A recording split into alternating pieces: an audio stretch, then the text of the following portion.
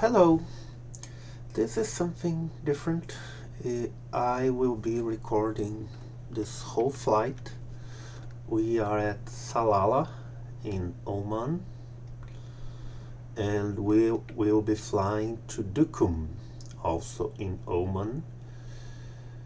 And yeah, we'll fly with the Piper Comanche, as you can see down here. And I'll talk about the flight and also a little bit about those places we'll be flying from and to, the western region of Oman. I'll have timestamps added so you can skip to the parts that interest you. I will not be talking the whole time. At some point during cruise I'll be silent and just let the flight develop. This is not going to be an edited video. It will have everything that I usually do, warts and all, to fly from one place to another in Microsoft Flight Simulator. We'll also be trying BeyondATC's new traffic feature. I don't know if we actually encounter traffic here in Oman. We may, but again, it's just a test, so expect issues, expect problems. It's an experimental feature, although it's being worked on for quite a while by the BeyondATC team. We are also going to try the new vegetation mod, the new seasons mod from Bijan Habashi, version 8.0. Although again, we will be flying over mostly desert, so I'm not sure if we will profit a lot from it. Anyway, let's get started. We are at RAM 22 at Salalah, and let's jump into the cockpit. And first things first, refuel the aircraft, because I usually just fly with full tanks and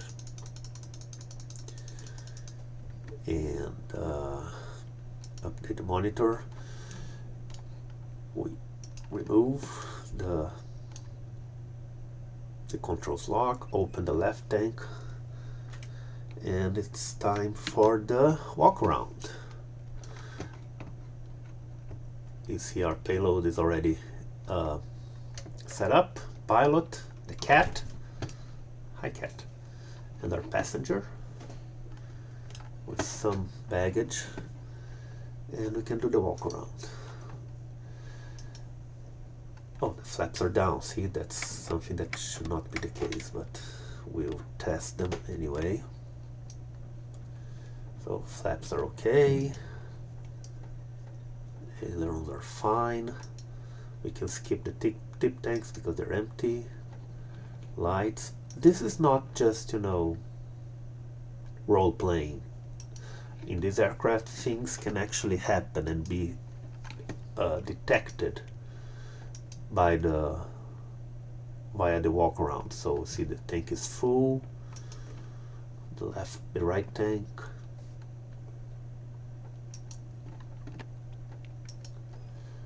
Remove the chocks, check the wheel, get a sample of fuel. No water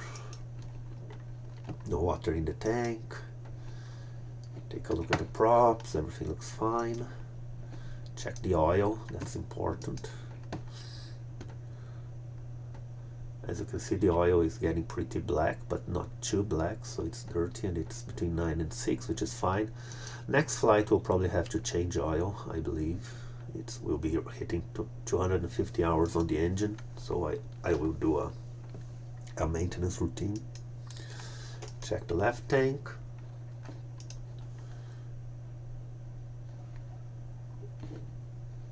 Also fine.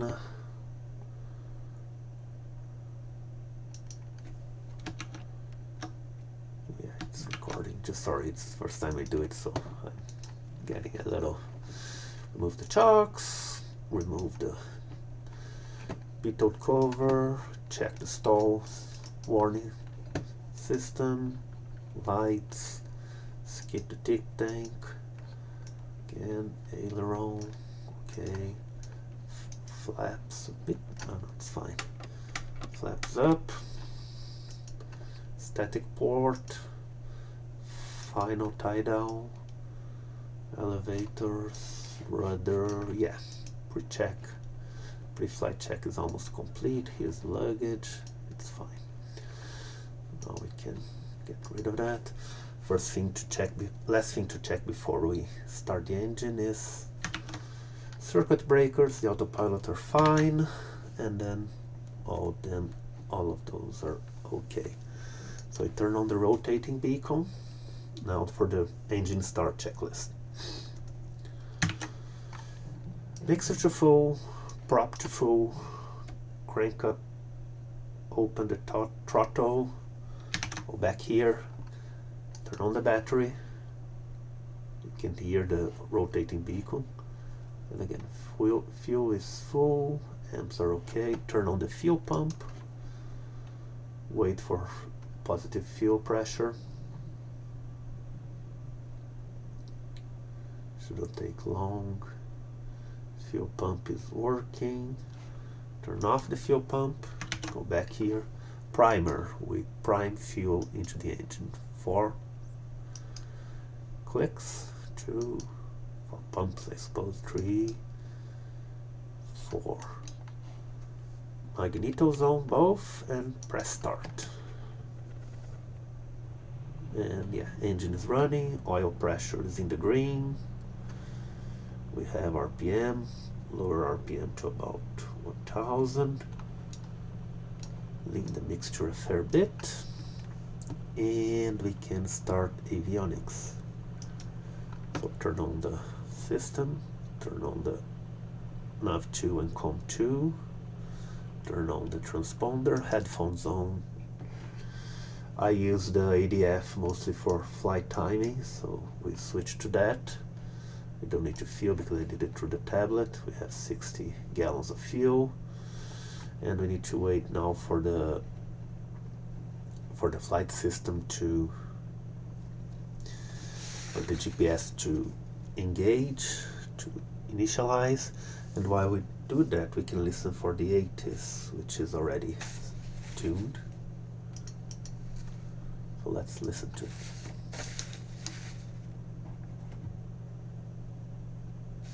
0 at 10, few clouds at 2,500, temperature 30, dew point 24, QNH 1006, landing and departing runway 25 in, transition level 150, advise on initial contact, you have information Delta. Salalah Airport information Delta, 1103 Zulu, wind 190 at 10, few clouds at 2,500, temperature 30. Oh yeah, we got our QNH, which is 1006, so we can set this up. Landing at and departure from runway 25, we have information Delta, wind at 190, so we'll depart with some crosswind, I suppose. Now the GPS is still acquiring the positions. I did import the flight plan from, from the main menus, otherwise this would take too long. But we'll do any adjustments from ATC on the fly. The VOR to Salalah, we might use this during the departure. Duqm does not have a VOR, it only has RNAV approaches. Okay, GPS is initialized. We can turn on traffic warnings. We reset the GPS, and our first waypoint is at 250, which is, I suppose, already tuned. So, okay. So now we can ask, we need to tune to ground, which I believe we already are, and request clearance, yeah. Salalah ground, CIC 06, ready for IFR clearance.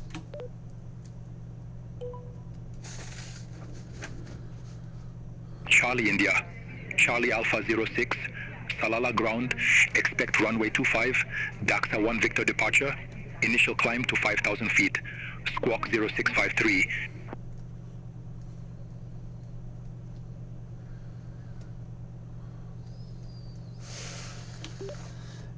Expect runway 25, Daxa 1 Victor departure, climb to 5,000 feet, squawk 0653 CIC 06.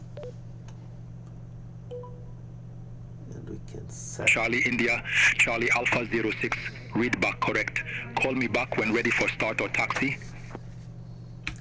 Roger, CIC 06. So we set our transponder.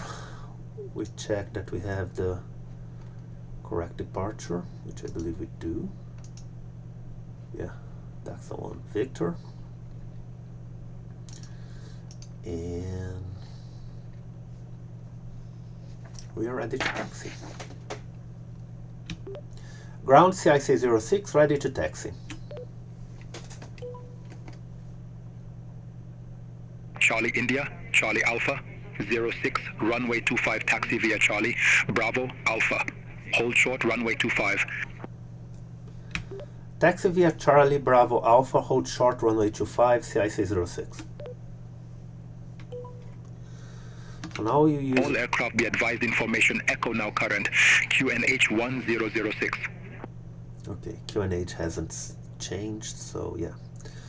We use BeyondATC's taxiway help, because again, sorry guy, you're dead. Anyway, I never really fly from the same airport twice, so I don't really get to memorize the layout. So yeah, BeyondATC helps a little bit. There's a little display bug over there.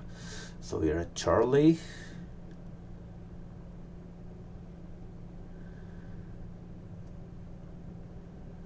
I guess this will take us to no, okay, then we'll enter Bravo, turn right into Bravo. This is a default airport ProcGen, so nothing special about it, although the taxiways do not really correspond to the chart, so we're just using wherever the game gives us. So as you can see, Salalah is kind of between the sea and the mountains. It is a very fertile area of Oman. It receives monsoon rains, and I mean, to say it's very fertile doesn't really mean much, because Oman is very infertile, like only 1%, 0.1% of the land is arable, I believe. The rest is mostly desert, but we'll see and talk about it during the flight. Okay, so now we turn into Alpha and we hold short before the runway.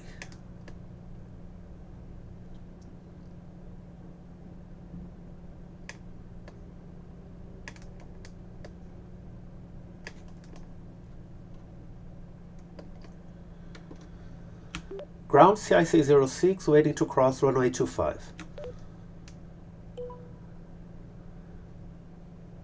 Charlie India, Charlie Alpha 06, cross runway 25 at Bravo.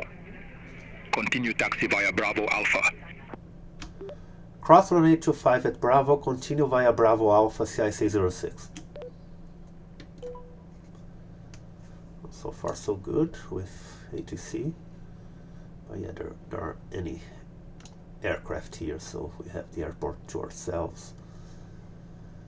Again, I'm only actually expecting traffic when we reach Eastern Oman, which is much more developed and has more tourism and connections to other countries and everything. So I guess we turn right here, yeah. Turn right at Alpha. I suppose this is Alpha.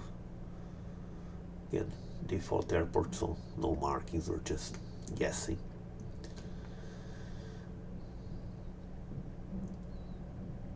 don't need a map anymore.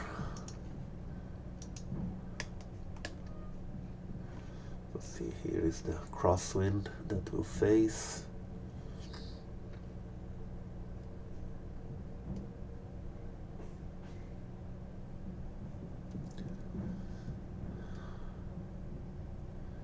And we are getting ready to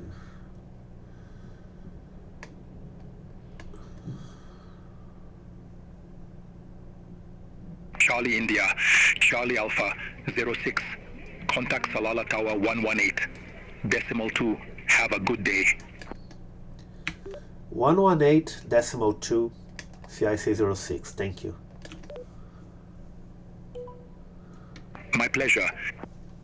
I like those little details BeyondATC has.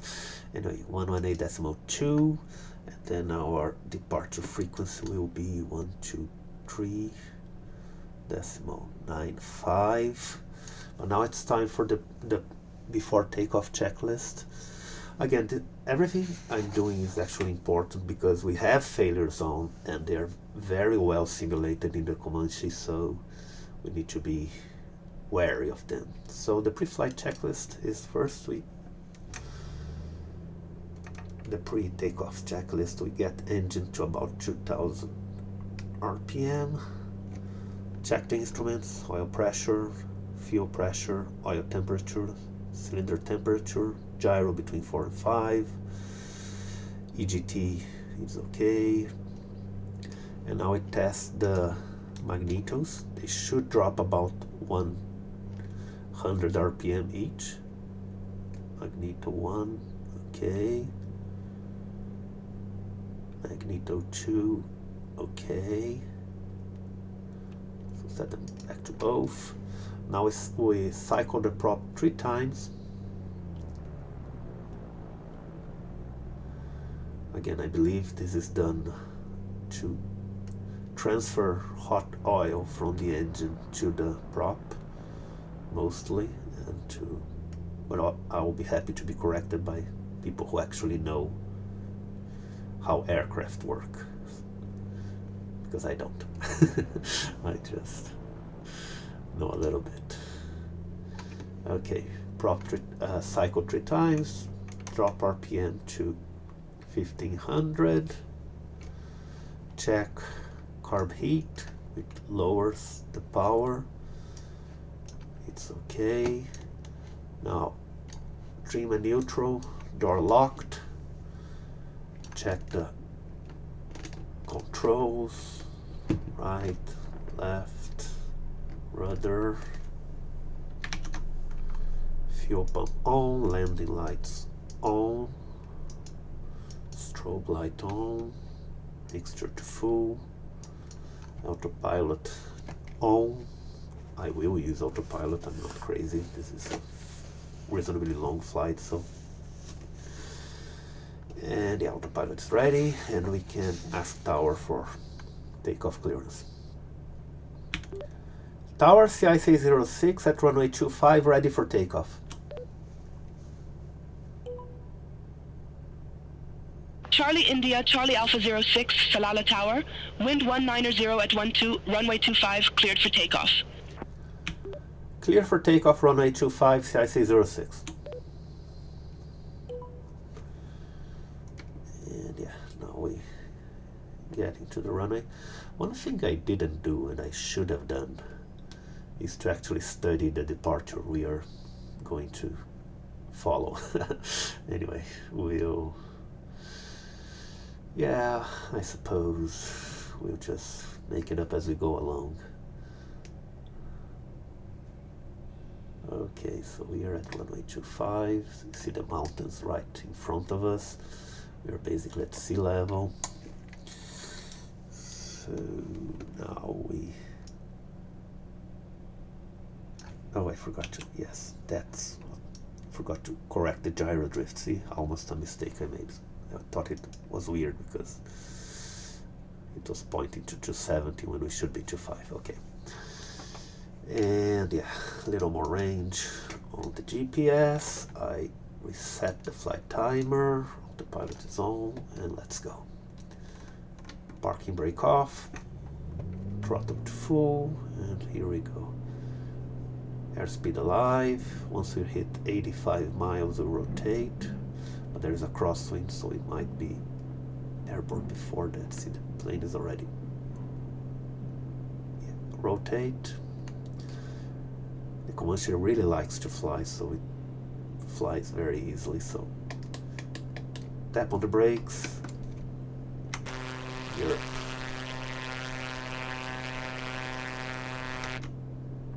We'll follow the runway center line, and then I believe we already have to make a quite difficult turn from the first. Yeah, I really should have checked the procedure.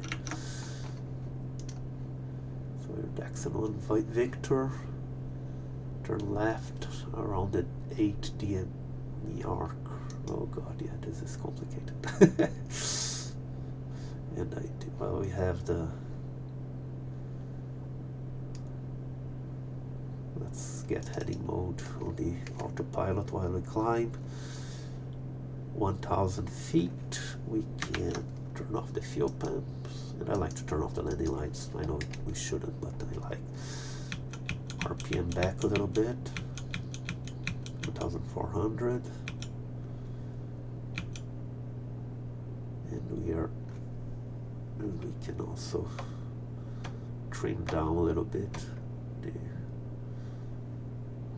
to climb at about 120 miles, like so. This is Salalah.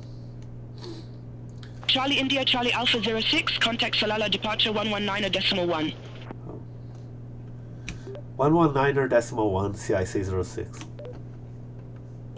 Yeah, I forgot there was this one. 119.1.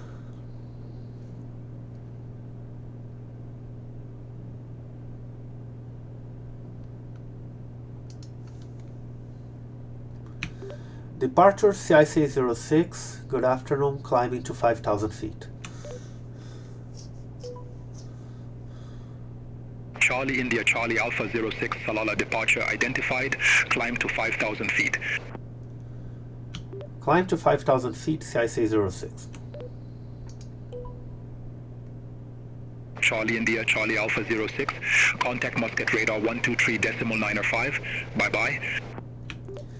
123.905, CIC 06.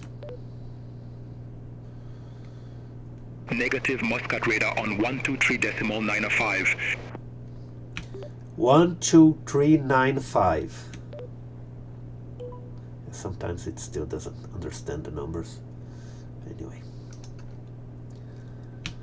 Muscat radar CIC 06, climbing to 5,000 feet.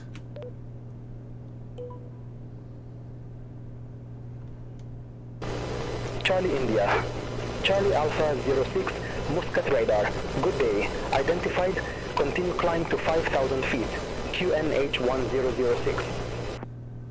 Climb to 5,000 feet, QNH 1006, CIC 06. Charlie India, Charlie Alpha 06, climb to 5,000 feet, increase speed to 220 knots. Increase speed to 220 knots, climb to 5,000 feet, CIC 06. Yeah, we can't increase speed to 220 knots. Sorry about that. This is not something this aircraft can do. I'm doing the wrong thing. I'm just improvising. I'm not gonna be checking I'll just turn the plane so we can go back to the magenta line. I apologize. Next flight, I promise I will study the departure before we actually do it. But yeah, we are sort of turning on the radio, I suppose. And then we anyway.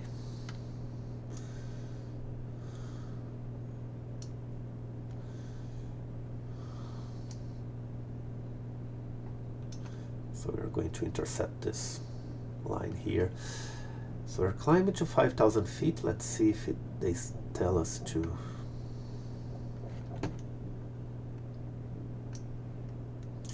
climb any higher.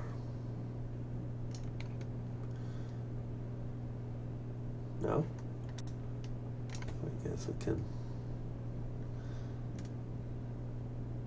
bring the engine down. Let's see, after the turn it's... Salalah is Oman's third largest city. It's a fairly sizable one. Again, it's in this part that we see, here's the airport, that gets some wind and some rain. Once we leave the mountains, it's going to be back to desert, as you soon see. 5,000 feet, that's all.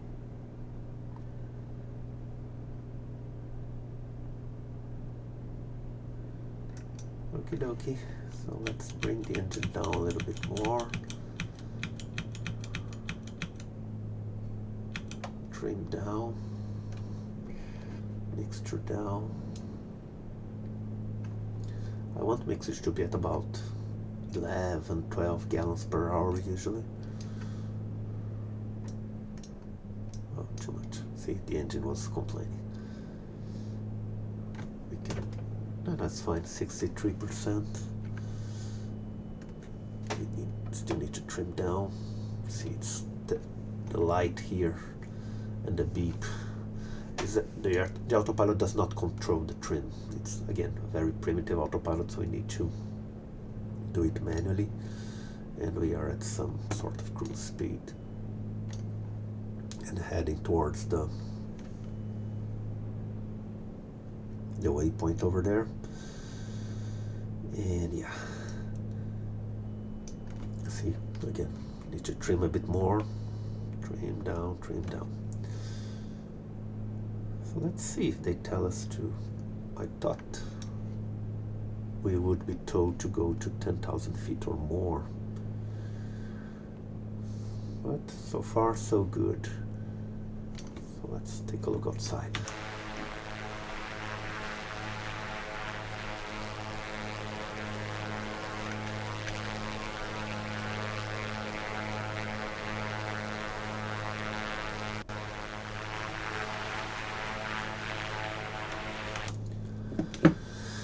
No rain expected, of course, just some wispy clouds so far. Outside temperature is high, very high, I guess, about 26 degrees. Again, this plane does not have air conditioning or air pressurization, so we get basically what we have outside. Let's see how much further. Yeah, the departure is pretty long, I suppose.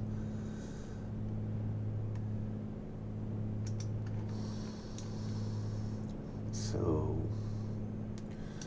let's do some instrument checks, shall we? Everything looks okay. When it comes to the instruments, 8 minutes on the air, not much turbulence, speed is fine. Probably facing a crosswind, and then we'll start doing this turn. So as you can see, Salalah has a big port, big natural port, and we are in the Dhofar region of Oman, which is the poorest, I believe, region. And I mean, I'm going to talk more about Oman's history once we are cleared from the departure. So now let's just enjoy a little bit the hills over there. This game is just, you know, if you like doing those silly things that I'm doing, it's just, you know, therapy really. We forget about the rest of the world for a bit, and the immersion is just peerless, even, you know, without VR, without eye tracking, and just using the mouse. And not the most powerful PC there is. It's still something that, I don't know, even 5 years ago, 10 years ago, I couldn't believe it was actually possible on a home computer. So yeah, okay, we're reaching the turn that we are supposed to follow. I'll just keep going until we... I don't know if the track would actually follow this. Let's see if it does. The high track mode on this autopilot, I don't know if it does those little turns. So it's actually a good test.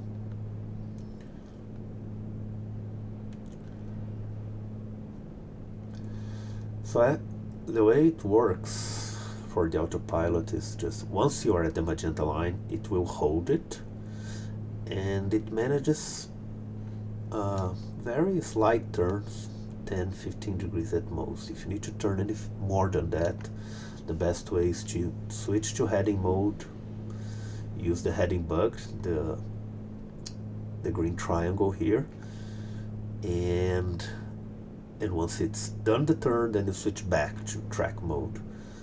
So like it is following.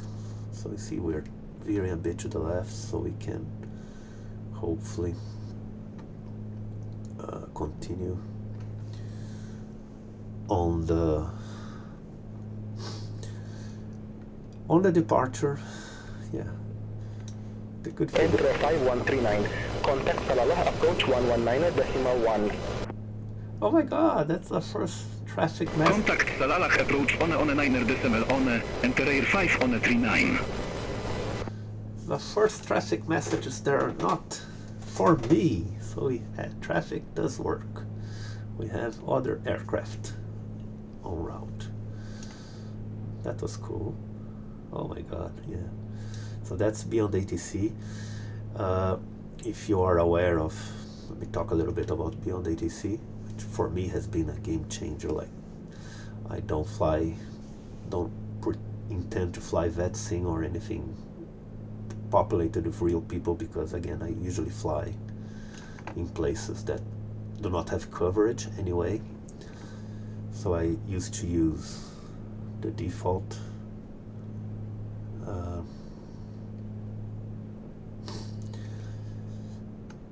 the game's default ATC, which, as anyone who has tried it knows, has a ton of issues. And BeyondATC has been progressing really, really well. I am very happy with what I've seen from it. Yes, there are issues, but again, it's way better than default traffic. And BeyondATC has two kinds of voices. There are the premium ATC voices, which are, you know, a bit more developed and clear, and the basic voices. The premium voices are paid for. How it works, you have let me just switch to it real quick. You have a number of premium characters, and anytime a message is said, it deducts this, and if it reaches 0, you have to buy a top-up. But again, a top-up will last you at least 50 flights, probably much more. I haven't done the maths, but anyway. But they also have the basic voices, which are free. So you see, no cost. So those are not charged at all. So what I'm doing is that I'm using the premium voices when an ATC talks to me, and the basic voices when it talks to, you know, an AI traffic plane, which I think is a good compromise, a good financial compromise, I suppose. Anyway, back to the flight. I don't know if ATC's myth that I can't reach 220. So yeah, we're gonna need to turn left and follow here. So it says set course to 99, which is weird. Anyway, yeah, we're going to turn to about, it's almost 90 degrees, I see. So once we hit here, DO99Y, we'll turn left and rejoin. Again, this is supposed to be a nice little turn, so this is the turn it's talking about. on the 27 DME arc. But again, I didn't do my homework, and we are going to improvise. See, I'm a terrible pilot, I'm not a real pilot, and you know that by now.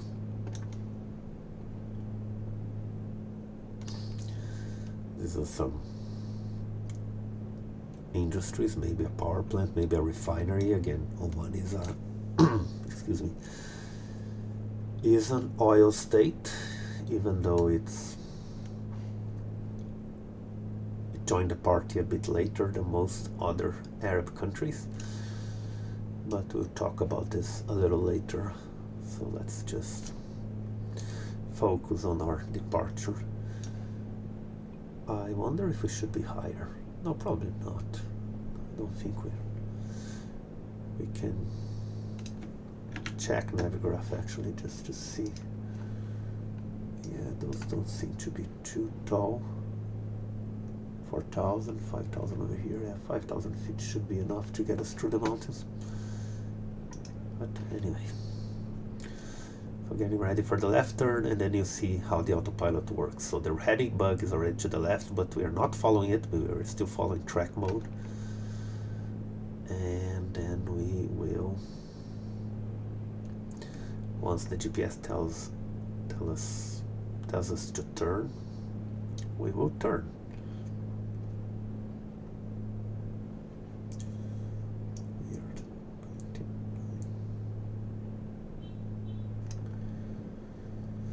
Just keeping the VOR tuned, not that it's very useful. Okay, let's start the turn once we hit 10 seconds.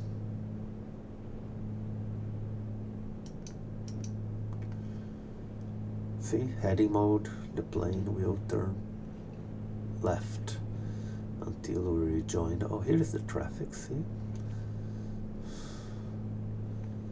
Wonder if you can see it.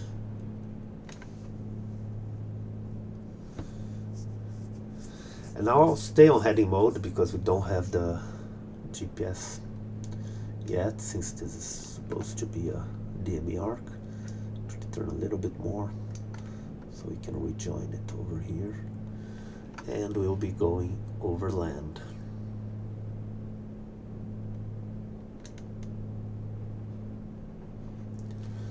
Instrument check, should do it every once in a while. Everything looks fine. I don't think there's any risk of carburetor icing, because there is not much humidity and the temperature is still pretty high. So yeah, this is fine.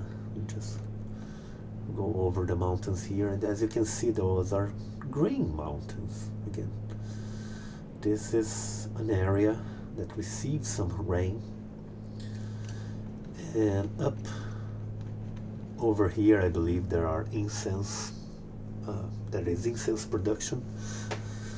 Ever since, you know, the antiquity, this area has been known to trade in incense. And later coffee, I believe. Coffee was first, you know, domesticated in Yemen, to the west of here. But again, I'm happy to be corrected by people who are more knowledgeable. So yeah, we're close enough to the mountains, but there is no risk. We can always check the traffic, the terrain map, and it's fine. You see, it only gets yellow around here. So this is a early 21st century GPS. It doesn't have all the information that I know a G1000 or most modern Garmin and other avionics would give us, but for this plane I believe it's perfect. There is an even earlier one right now, but I'm very happy with the GNS 530, and again, of course, with the working title developments that turned this into a very reliable piece of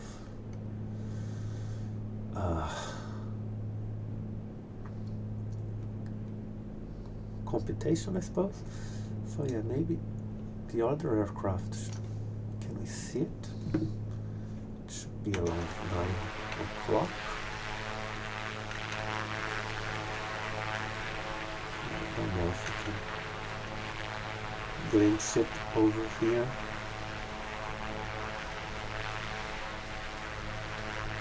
But still, it's a bit far away.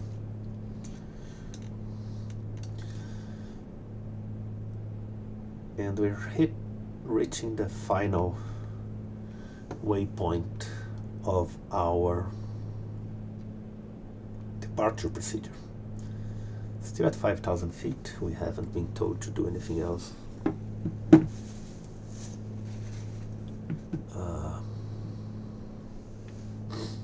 Regarding altitude, so again, just if you're wondering, this yellow arrow in GPS mode does not do anything.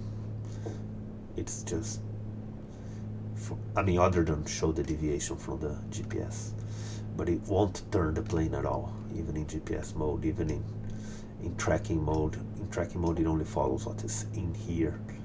It's just a visual indicator. Of course, it works if we are on VLOC mode. I'll see now the deviation is being corrected. And we can probably engage track mode now.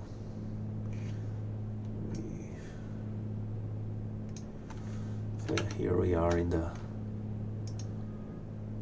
This is not to scale, so we don't see, but this is the turn we are about to make to Duqm. See? That's what we're doing. So Duqm itself is going to be 035. Let's see if the... So 035 over here. Let's see if we can manage this turn, because it's a bit more than what it usually does.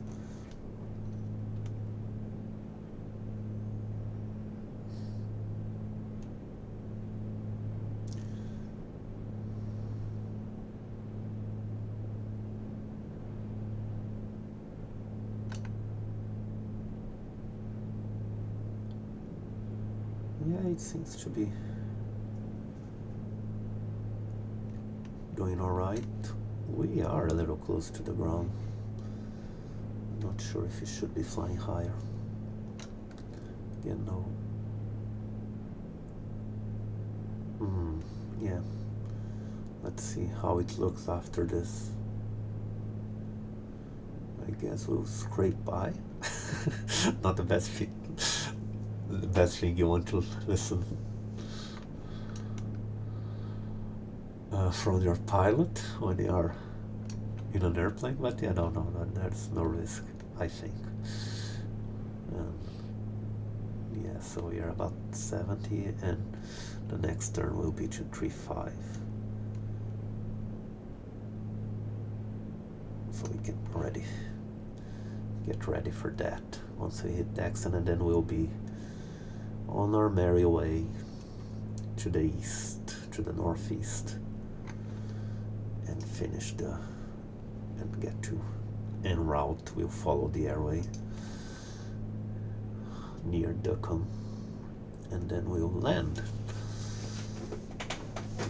So once this procedure is done, I'm going to talk a little bit about some aspects of Omani history, of this region mostly, and then we'll continue on cruise.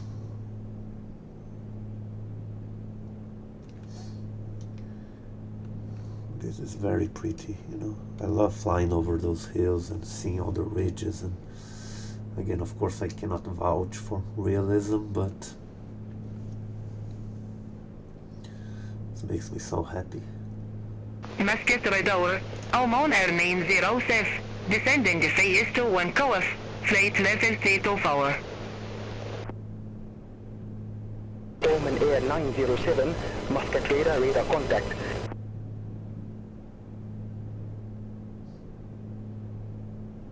Yeah, more traffic.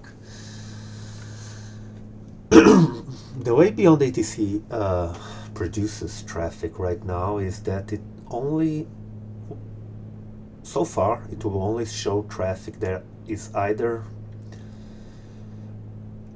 connected to your origin and your destination. So you get traffic from all flights leaving, in this case Salalah, and arriving at Salalah, and also leaving and arriving from Duqm.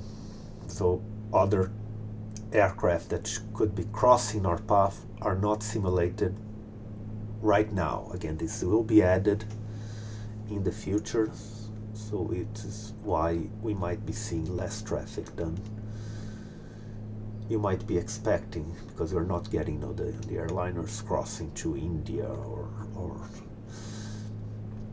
other places, or to Iran and wherever. I don't know this airspace very well. Yeah, we are taking the scenic route, really. Yeah, we'll turn left right before the mountains begin to become a concern. So, yay! I should probably request higher altitude. Nah, let's keep where we are.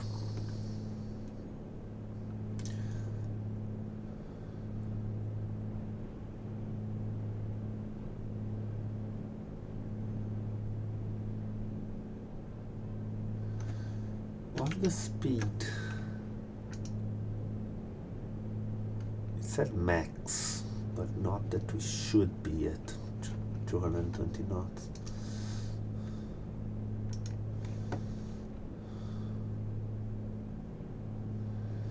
Anyway, the way I usually do those turns right now is we wait until GPS tells us we are at 10. We should start turning, and then I activate heading mode. Should be, yeah, right now, heading mode. So we turn to 35. Look at this. Oh my god.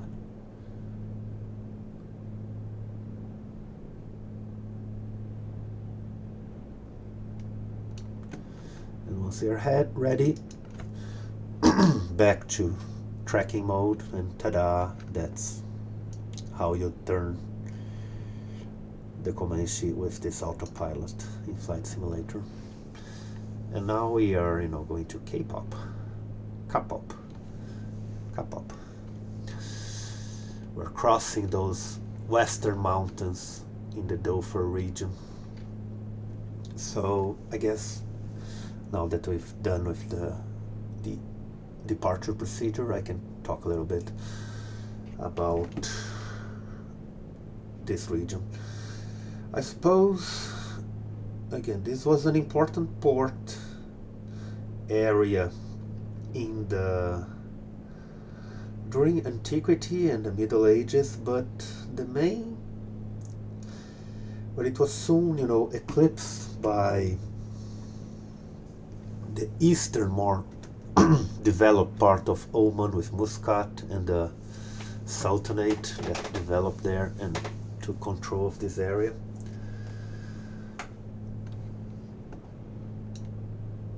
But it was involved in a little known war, a proxy, one of those Cold War hotspots that were so prominent during the 50s, 60s and 70s, the Dhofar War, which began as a rebellion against the Muscat government in the area, but it was soon fueled and turned into something else.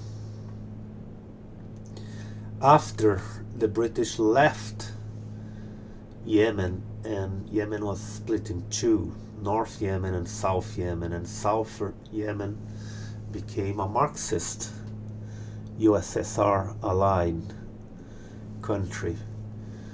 So the rebellion had already started in the early 60s, but once the South Yemen was born, the government there soon began to support the guerrilla and the fighting, the rebels, expecting that they could, take power and turn Oman into another Marxist state. So they had support from the USSR, from China, from Cuba. And against that, the Omani government had support from the British and from Iran.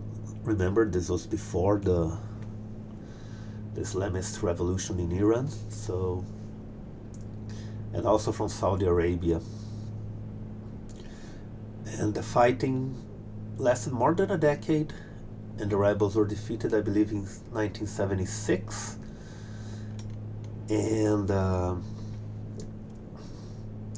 after a coup in Oman, where the Sultan's son seized power, but we'll talk more about that once here in the eastern area of Oman, about Oman's political history. I suppose I will talk a little bit more about that. But anyway, in 1976 the rebels were defeated. The war caused tens of thousands of casualties and displaced people, although for most of the time it was kind of low intensity guerrilla war. And it's interesting because I was looking at information about the war, and there are a lot of academic papers about how the British intervention in the Dhofar war is considered a successful example of Western counterinsurgency support in the Middle East without creating much disruption and causing anti-Western resentment. Of course, again, from what I could gather, this is how the British see what happened. I do not speak Arabic, I cannot read it, so I wasn't able to find any sources telling the other side of the story. But I thought it was interesting to see that the Dhofar War, although it's probably not very known by the general public, is still studied in international relations courses and military strategy courses and what have you, again as a successful British intervention in the Middle East. So yeah, that's it. Now about the geography of Oman. As you can see, we are crossing a very wide mountain range, not very tall, about 4,000 feet at most. We are still, you can see the sea over there. We are generally heading northeast. And this is sort of the frontier between the Dhofar region and the center Oman region, which is really a continuation of the Arabian desert, and the part they call the empty quarter, which is really very hostile to human life. There are very few settlements over there, as you can see. Again, there are no permanent rivers in this area. I believe this might be, a temporary riverbed when it rains, but for most of the year it's probably dry and sandy. And once we cross this, we should be very much flying over desert until we reach Duqm. And the eastern Oman has another mountain range and the better known cities and the most populated cities, again near the Strait of Hormuz and the Gulf of Oman, which are of course very strategic places in the Middle East and also in the world. But we'll talk about this later, in later flights. We have been flying for 35 minutes. I usually do this every 30 minutes, so I am a bit late. What I'm going to do now is switch the fuel tanks so we can keep, a sort of balance. And how we do this, we turn on the fuel pump, go down here, turn on the right fuel tank, open the right fuel tank, close the left fuel tank, turn off the fuel pump, see if fuel pressure remains. That's important. Once you're happy with that it remains, you can go back to flying. It's easy enough. And I also correct the gyro drift. I don't do it manually because it's a pain to do it, but just pressing D on the keyboard will do it for you.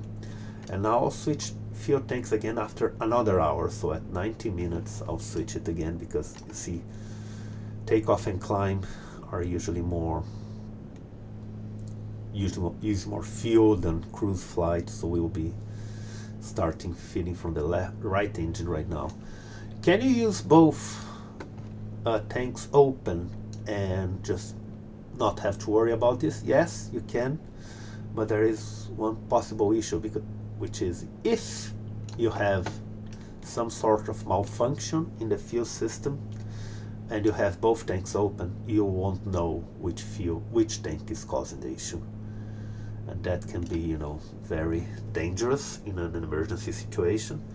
So I prefer to do it manually and keep just one flowing at once. So if we have an issue right now, I'll know it's the right fuel tank, and then we'll just use the left one. But that's pretty much it. So that also means that I have been talking for 40 minutes. So what I'm going to do now is I'll shut up, and we are entering what I will call the chill out phase of the flight, cruise towards our destination. So I'll keep the microphone muted, only turn it back on to talk to ATC, and I'll proceed with the flight. No time acceleration whatsoever. I'll just do whatever I usually do, follow the waypoints, do the checks, change fuel, and etc. And I will begin talking again once we are approaching our destination. So sit back, relax, and enjoy the flight. Thank you for your company so far.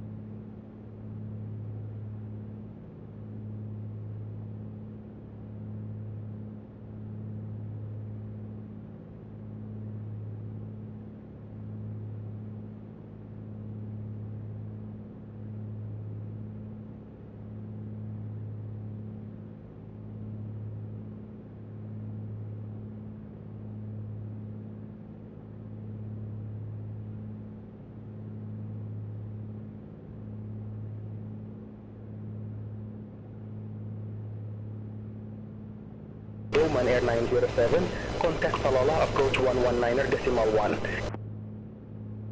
Contact Salalah approach 119.1, Oman Air 906.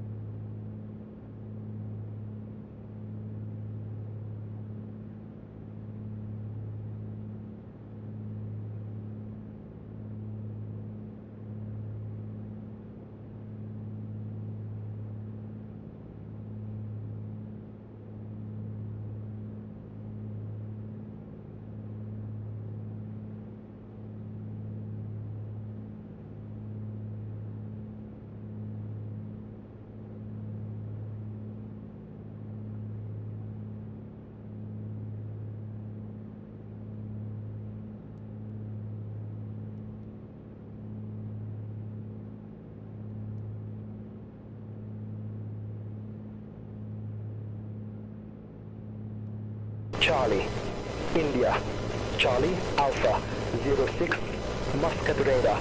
Expect radar vectors off our nav runway 22. Expect radar vectors RNAV 22 approach, CIC 06. Well, there we go. I was actually starting to get curious about the, let me just check if the microphone is on.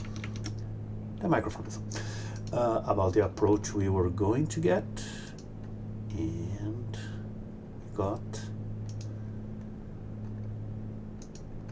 RNAV 22 vectors. Let's load it. And take a look at it in Navigraph.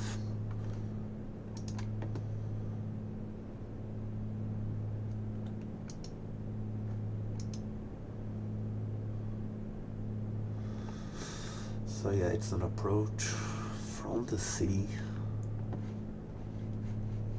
towards the land.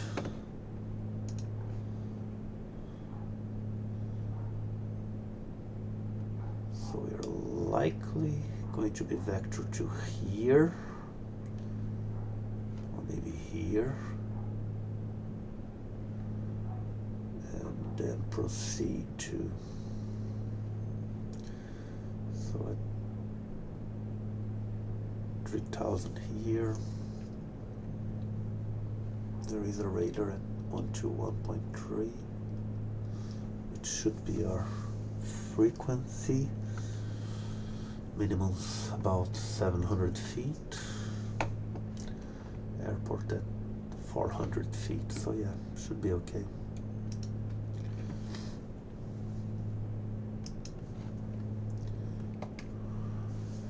So there will be no star. I believe the stars to this airport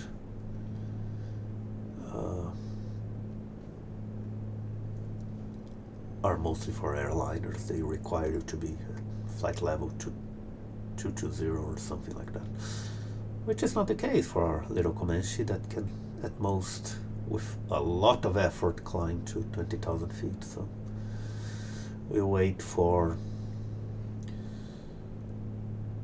ATC's instructions. As you can see, the scenery has changed quite a lot. It's much more desertic, although still with some sort of greenery. It's not a sand desert, I believe it's a gravel desert.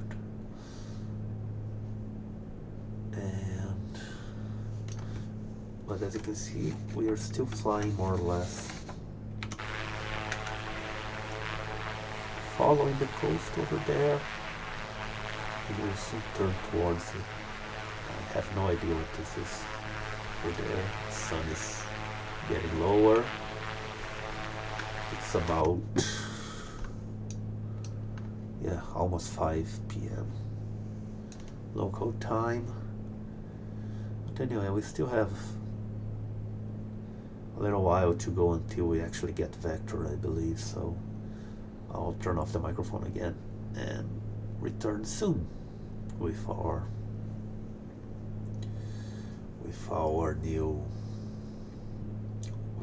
approach procedure.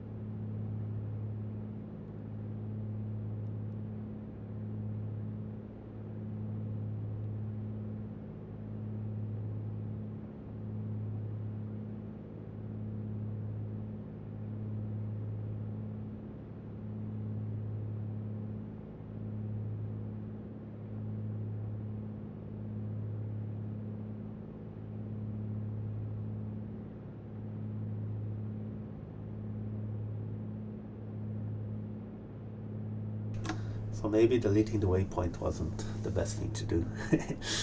Now the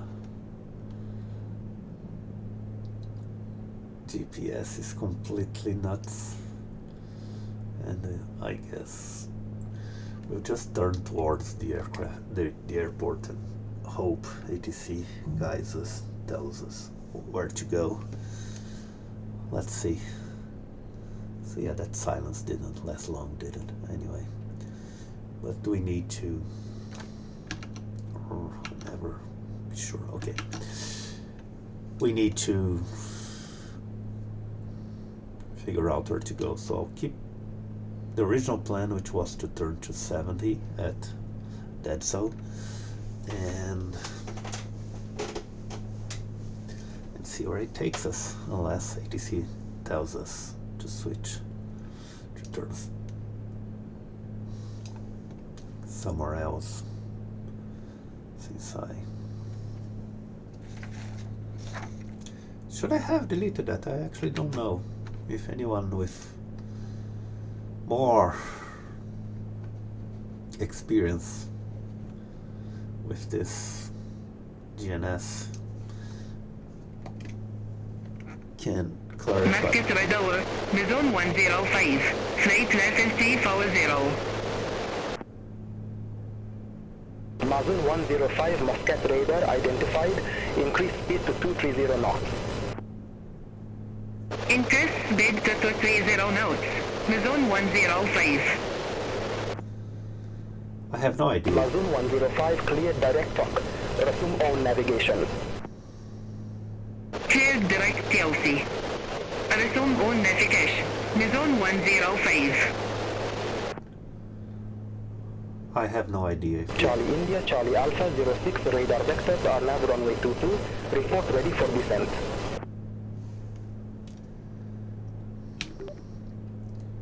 Radar vectors runway 22, ready for descent, CIC 06. Charlie India, Charlie Alpha 06, fly present heading, descend to 3,000 feet, QNH 1006, Duqm Airport landing runway 22. Fly present heading, descent to 3,000 feet, QNH 1006, RNAV 22, Duqm Airport.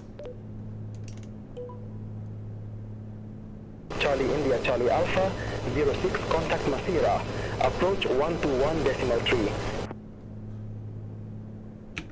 121.3 CIC 06.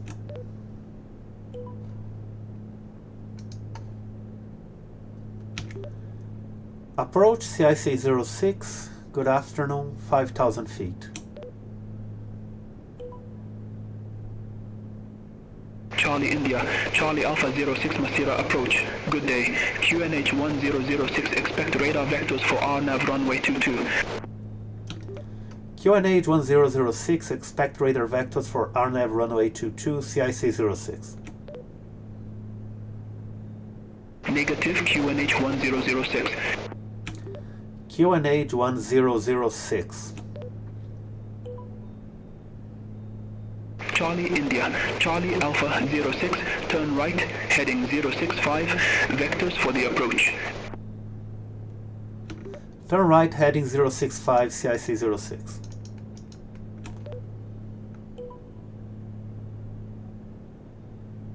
Okay, there we go. We are turning right, and that will start. I don't know if I should descend to 3,000 feet. That sounded a little premature. Anyway, I was saying I don't know if the accents are accurate for this area of the world, but they sure are different. And yeah, again, if someone knows and can confirm or deny that they are good accents, I'd be interested too. So we still have quite a while. We're still very far from the airport, I believe. Yeah, see, we're about 100 miles still. So I'll wait until we are at 40 miles or so and talk a little bit about Duqm. And yeah, I will. Again, everything looks fine here, and now we're definitely going towards the sea. Now there's not much to do other than follow heading mode and hope that we shouldn't be landing, because again, I don't want to descend now because we are supposed to be at 3,300. And as far as I understand it, when we get approach clearance and are told to descend, that's kind of you can descend to that altitude right now, but you only should do it once, you know, the approach or the arrival procedure tells you to. So we're not there yet. I think we should wait a little longer. Why did I close it? I shouldn't have closed it. Okay. Yeah. So back here, I will shut up for a bit longer, and once we are, yeah, I see it's vectoring us straight to the runway, which is still far away. And once we are closer, about 30 miles from the runway, I'll come back and we'll talk a little bit about our destination, Duqm in Oman. Back soon.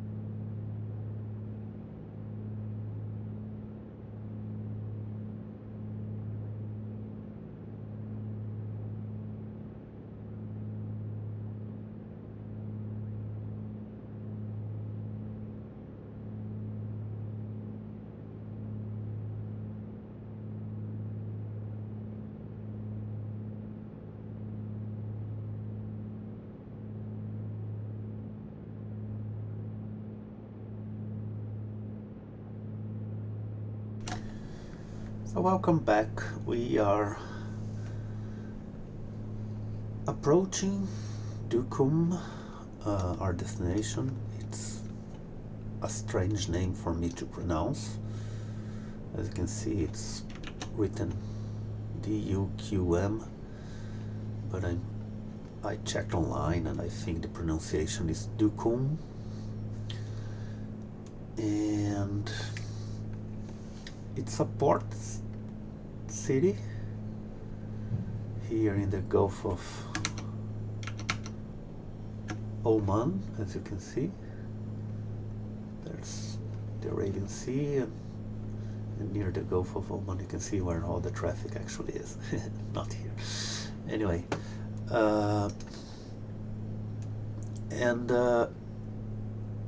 interesting thing about Duqm is that until a bit more than a decade ago, it was pretty much just a fishing village. There was nothing noteworthy about it at all. But it was chosen by the Omani government to be the site of a special development project. So now there's a special economic area here that is meant to change this into a large industrial and port hub. So there was a partnership with a Belgian company to develop the city's port, both as a cargo port but also as a fishing port. Apparently there's a lot of fishing going on in this area.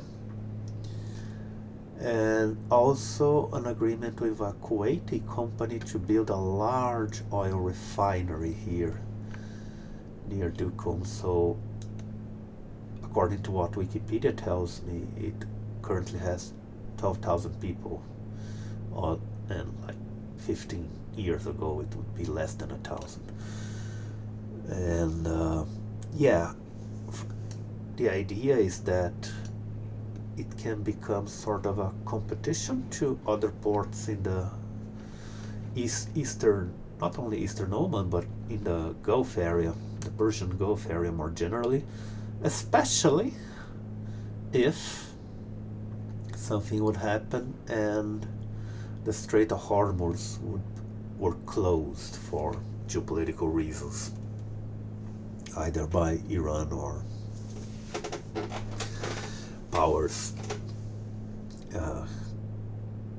contrary to Iran. So that's the bet the Omani government has made, that Duqm could become an attractive destination for business should that happen.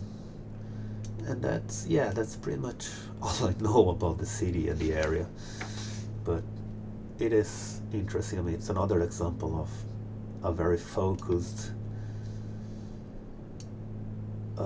industrial development project that is peppering all over the Middle East, mostly due to the oil wealth in the area.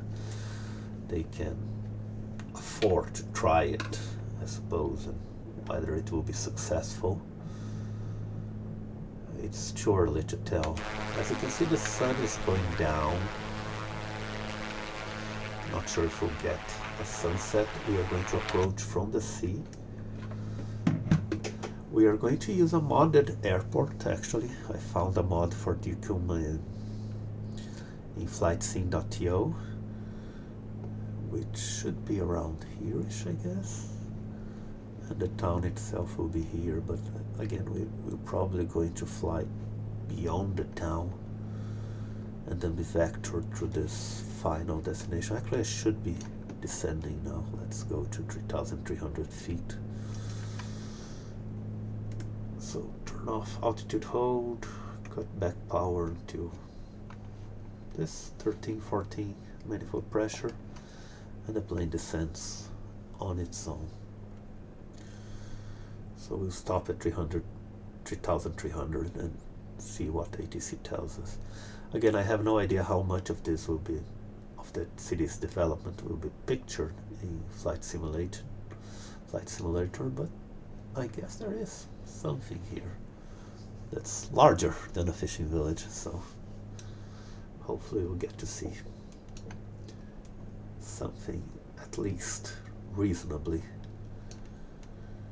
similar to what there actually is. Again, if you don't know Flight Simulator, a lot of it is of what it displays. Yes, it's from satellite imagery, but the buildings and the human occupation is very much procedurally generated for most of the world, including all of these areas. So yeah, as we descend, we get a bit more wind, I suppose. We're descending quite quickly, actually. I cut power too much, so we're almost at where I want to be. Again, 3,300 because that's where we're supposed to go at this waypoint. So once we hit 3,300, the lazy way to keep the plane level is to 1, 2, 3, just hit altitude, engage. It will pull the yoke back for you and then add power. And yeah, since we are lower, I'm not going to put power to full, otherwise we'd be going a little bit too fast, and we'll soon need to slow down too. Anyway, you should get a better view. So this is probably the port and the airport over here, maybe. This is probably the town, Duqm, the town. Yeah. Let's take an outside view.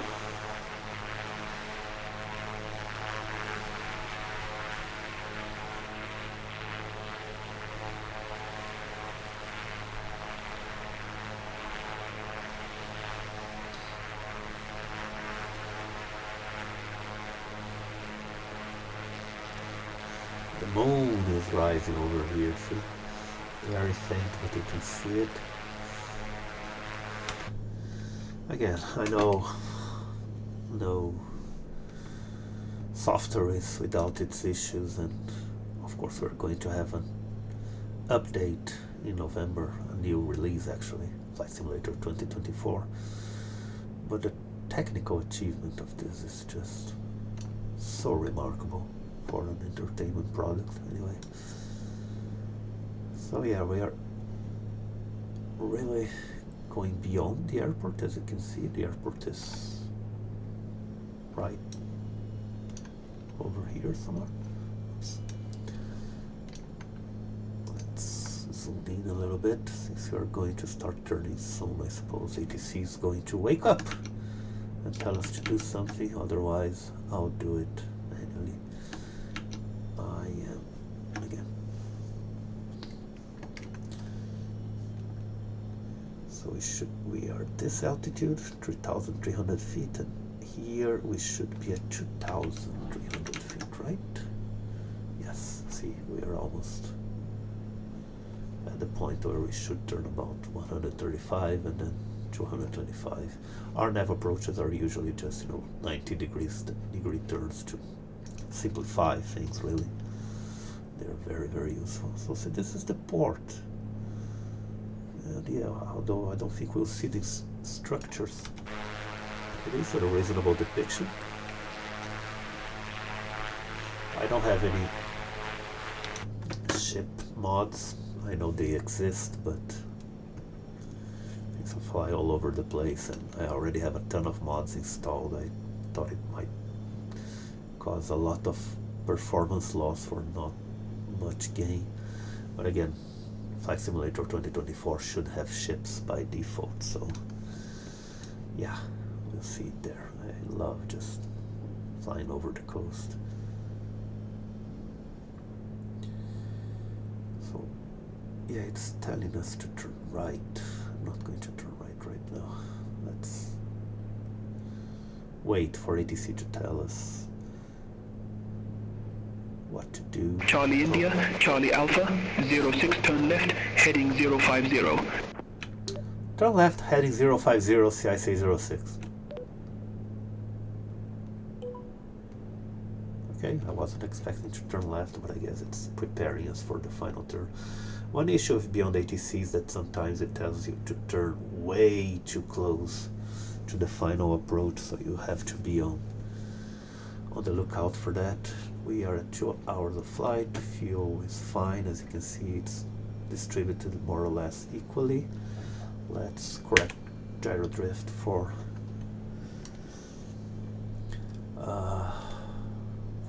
good measure, and I am guessing we'll soon turn right 150 or something, and then 225, which is going to be our, let's have this to guide us, 225, yeah.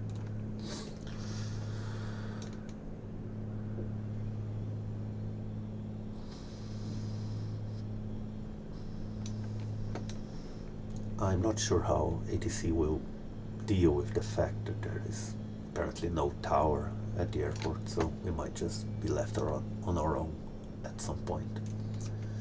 We'll see.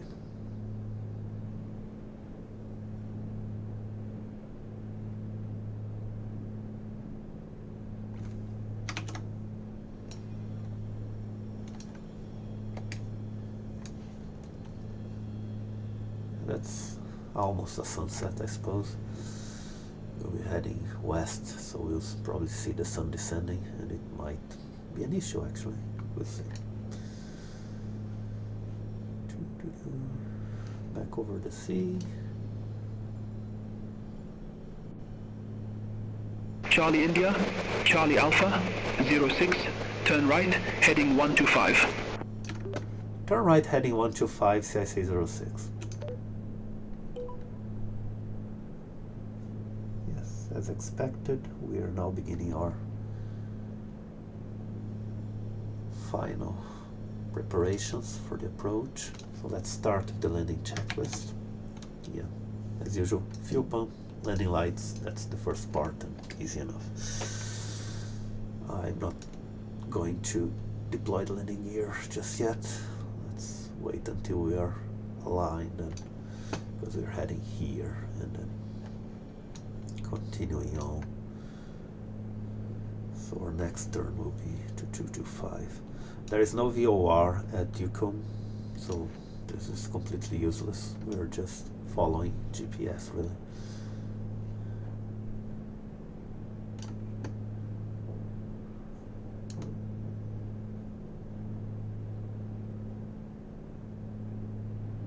We have plenty of fuel. Instruments look okay. Cat seems fine. Charlie India, Charlie Alpha 06, 6 miles from Do11W, turn right, heading 175, maintain 2,300 feet until established, cleared our nav runway 22. Turn right heading 175, maintain 2,300 feet until established, clear RNAV 22, CIC 06. 175, and we're told to descend, so let's do that. And then we can intercept really the course. We'll do it visually through the GPS really, there's not much to it I guess.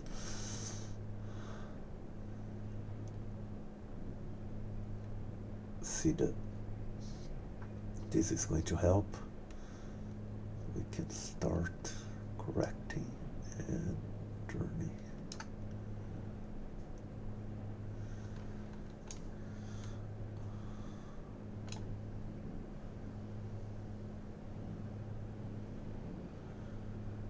The plane tends to descend. Oh, there's the runway. Yeah, it's right ahead of us. Good. So yeah, perfect. Perfect. Final turn, yes, we're going to have a little sun. This actually works, so maybe it will help. The plane takes a while to descend after the turn, but 2,300. We'll call ATC again and say we're established.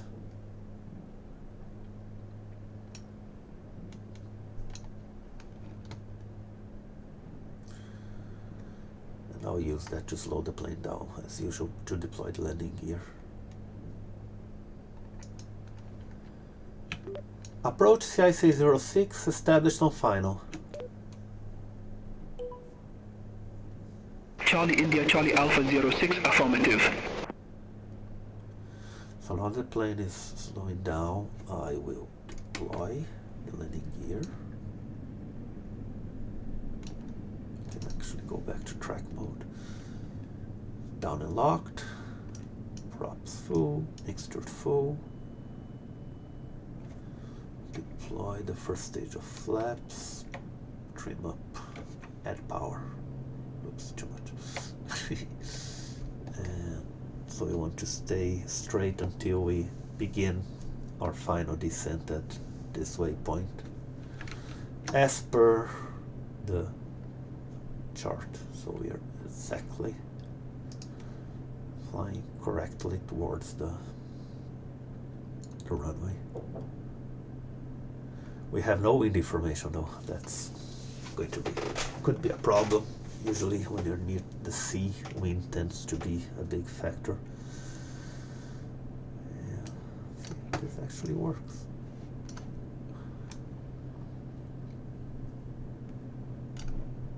Charlie India, Charlie Alpha 06, no tower services available at Duqm Airport, frequency change approved. Frequency change approved, CIC-06. Let's see what happens when I tune into the Unicom. Yeah, there's nothing. So yeah, we are landing on our own, really. Okay, so that's it for ATC. We need to get ready. Once we hit the waypoint, I'll turn off autopilot and then we'll start descending. And then it will be the usual procedure. Again, absolutely no wind information. We'll have to just guess it based on the aircraft's behavior.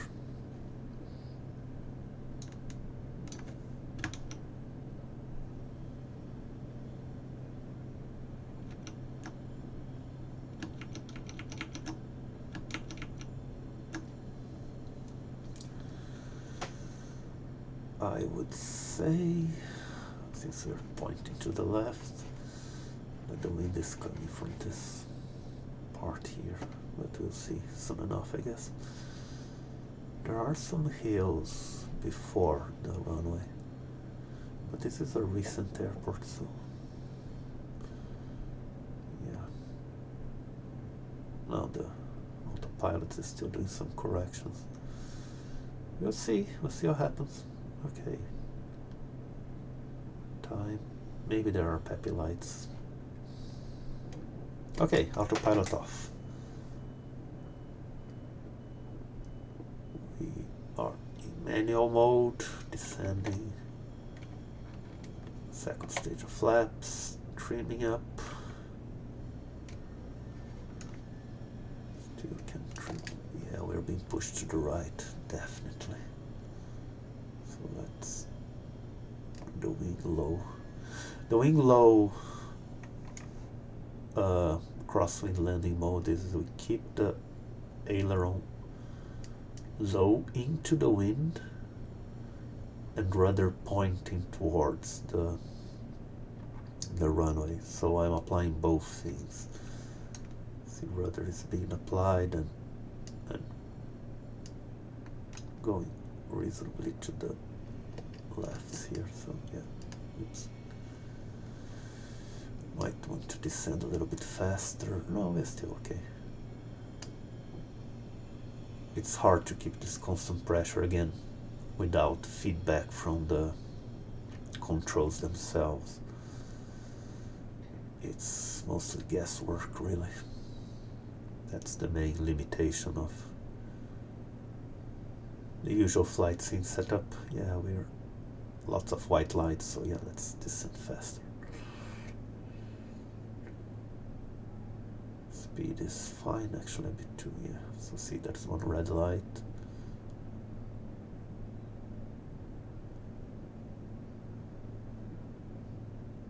airport.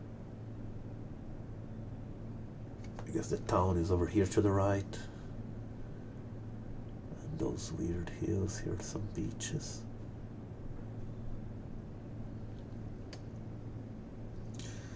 Miles from the runway, 1,300 feet. We are actually maybe descending too fast now, given that there are more red lights than white lights. So let's keep more or less steady. Final stage of flaps, trimming up a little bit more to bleed some speed. Yeah, we can actually afford to trim up just above neutral. Now we're definitely too low. Everything is red. And we're still being pushed to the right, so I need to compensate a little bit more for the crosswind.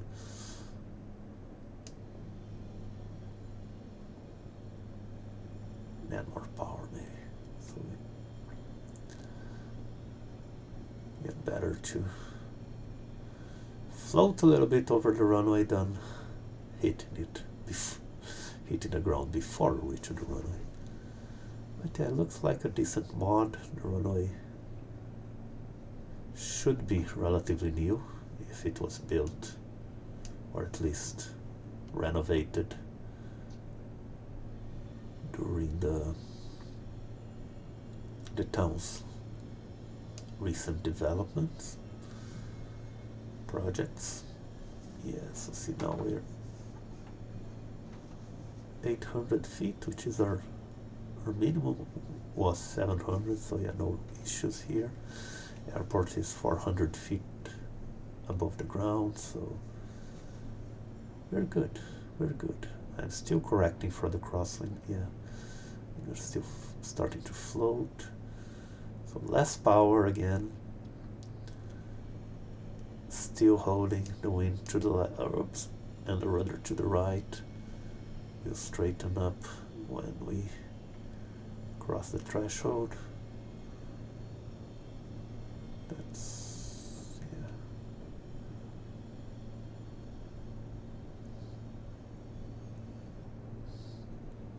We are getting ready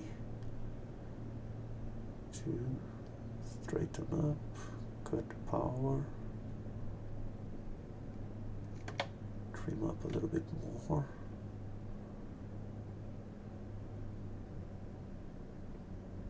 Yeah, was there a windsock? I didn't even look. Maybe there was and I missed it. So we're flaring,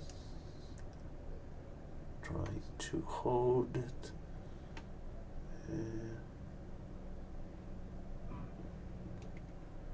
Good landing. We are. Yeah, I don't think there are any frequencies, right? No. And here. No. So yeah, we'll just land wherever we want. We just park wherever we want. So good landing. Back to 1000 RPM. Did I push the parking? No.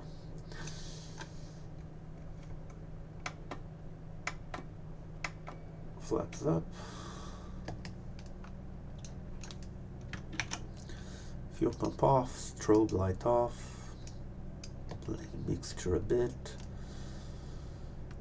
and I guess, yeah, we'll turn right. The airport is over here, and I guess we'll just look at wherever there are people and park over there. Don't need this. Thank you, you helped.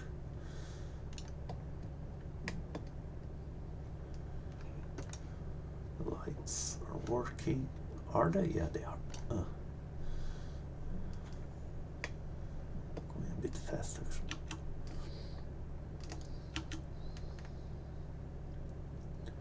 So yeah, it's 2 hours and 17 of flight. So I'm guessing this video will have about 2 hours and 30 minutes. If you somehow have followed it from beginning to end, I applaud you. You are as crazy as I am. maybe even more crazy than I am. And yeah, let me know if you enjoyed it, or if you think I should just go back, stop blabbering, and go back to landing videos.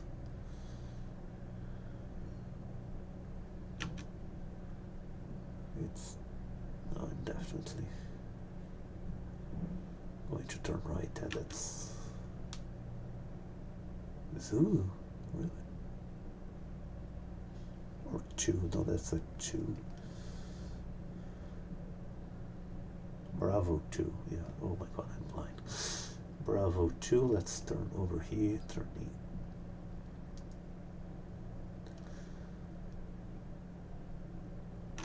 in. And again, there's no ground frequency here, so oh, it's pretty enough, the terminal. Very pretty, actually. Congrats to the mother.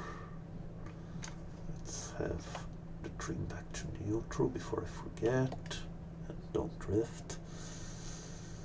Yeah, so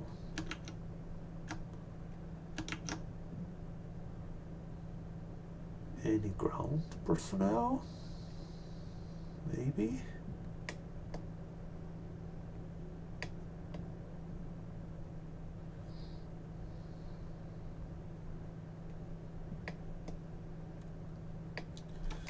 Oh, Duqm Airport. Yeah, look. There's someone over there, I think, on the right. Let's just check. Yeah, I think over there on the right. We're waiting for that S1.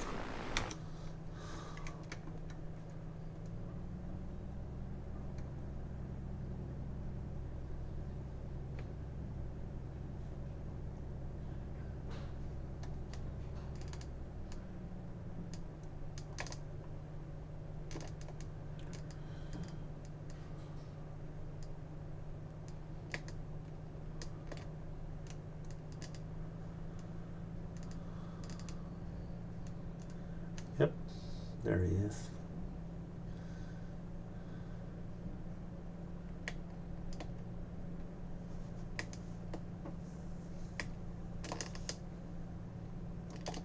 And here we are, parking brake on. Let's just check out the airport once again. Oh, very well done.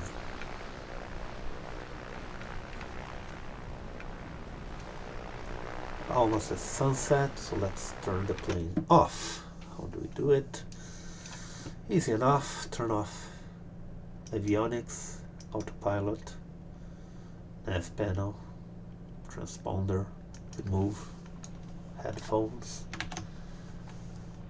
lights, battery, back here, throttle to idle, mixture, cut mixture,